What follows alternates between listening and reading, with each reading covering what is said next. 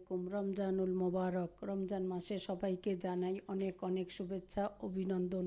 রমজান মাসের উসিলায় আল্লাহ তাআলা আমাদের সবাইকে মাফ করে দিক, আমিন। আজকে খুবই মজার প্রথম রমজানের সাহারির জন্য রান্না করেছিলাম। খুবই সাদামাটাভাবে গরুর গোশত রান্না করেছি। এখানে হাড় চর্বি সহ প্রায় 1.5 কেজি পরিমাণ গোশত নিয়েছি। আর গোশতটা যখন রান্না করি একটু বেশি করেই রান্না করি, যেহেতু আমার ছেলেটা রোজা রেখে মাছ খেতে চায় না, এই কারণে। এখানে আমি চুলায় একটা প্রেসার কুকার বসিয়ে দিয়ে 1/2 কাপ পরিমাণ সরিষার তেল দিয়ে গোশগুলোকে রেগুলার সাইজ একটু কেটে নিয়ে হাড়ে চর্বি সহ নিয়েছি। খুব ভালো করে তেলটা গরম হলে একটু গোশতটা ভেজে নিয়ে এখানে একটু বেশি করে 4 টেবিল চামচ পরিমাণ আদা রসুন দিলাম।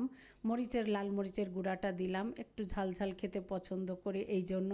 আর দিলাম হলুদের গুঁড়া 1 টেবিল চামচ পরিমাণ দিয়ে এখানে আমি 4টা একদম লাল টমেটো কেটে দিয়ে খুব ভালো করে মশলার সাথে কষিয়ে নিচ্ছি। স্বাদ মতো লবণও এখানে ব্যবহার করেছি। আর গরম মশলা কিন্তু আমি এখানে পরে দিব। খুব ভালো করে লবণটা দিয়ে এখানে ভাজা জিরা আর ধনিয়ার গুঁড়া দিয়ে খুব ভালো করে কষিয়ে নিচ্ছি। একটু ভালো করে কষিয়ে নিয়ে এখানে আমি গরম পানিটা অ্যাড করছি। আপনারা হয়তো খেয়াল করেছেন এখানে কিন্তু আমি এখনও পেঁয়াজ কুচিটা ব্যবহার করিনি।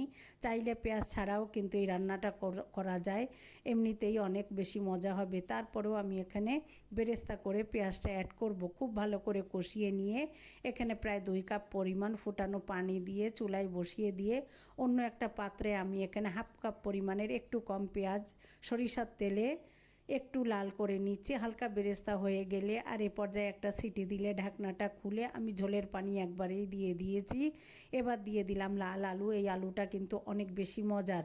আর উপর থেকে এই বেরেস্তাটা দিয়ে একটু নাড়াচাড়া করে নিয়ে সমস্ত উপকরণ মিশিয়ে ঢাকনা দিয়ে আরেকটা সিটি তুলে নিলাম। আপনারা একইভাবে কড়াই বা পাতিলেও রান্না করতে পারেন। যেহেতু রমজান মাসে আমাদের একটু তাড়া থাকে, তাই এভাবে ঝটপট করে কিন্তু রান্না করা যায়। এবার একটা সিটি দিলে আমি গ্যাসটা বার করে নিয়ে এবার ঢাকনাটা খুলে একটু নাড়াচাড়া করে উপর থেকে একটু ভাজা গরম মশলার গুঁড়া দিয়ে দিলাম। এই গোশতটাকে আমাদের বাঙালি ভাষায় বাংলা গোশত বলে। এই গোশতটা কিন্তু রুটি, পরোটা, সাদা ভাত, খিচুড়ি, নান যার সাথেই আপনি খান না কেন অনেক বেশি ভালো।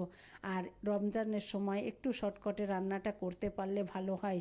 দেখে নিশ্চয়ই বুঝতে পারছেন রান্নাটা কতটা সুন্দর আর লোভনীয় হয়েছে। পরিবেশন করে একটু দেখিয়ে দিলাম আর একটু ছিঁড়ে দেখিয়ে দিলাম কতটা সফট হয়েছে। আপনারাও চাইলে এভাবে ঝটপট রেসিপিতে রান্না করে খেয়ে দেখতে পারেন। সবাই রমজান মাসে সবার জন্য দোয়া করবেন। সবাই অনেক ভালো থাকবেন। আসসালামু আলাইকুম।